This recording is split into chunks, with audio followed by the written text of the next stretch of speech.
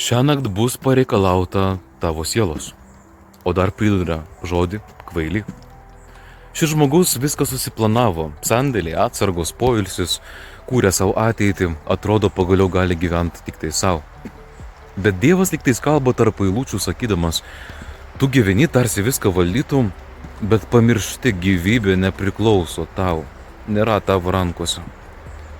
Tu planuoji metų ateitį, o galbūt tai šiandien yra tavo paskutinis vakaras arba paskutinis rytas.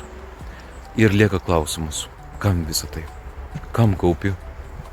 Ar yra kažkas daugiau negu žemiški turtai ir siekimai?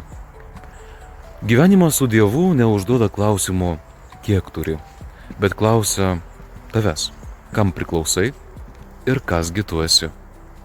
Dievas daugiau nebenori būti tik tais stebėtojas tavo gyvenime, jisai nori būti tavo gyvenimo centras, jisai nori būti gyvas ir tikras. Ir šiandien paklauskime savęs, ką mes renkamės. Renkamės savo planus ir turtingą, nuostabų gyvenimą, ar vis dėlto gyvenimą kupiną netikėtumų kartu su Dievu, jo meilėje. Palaimintos dienos.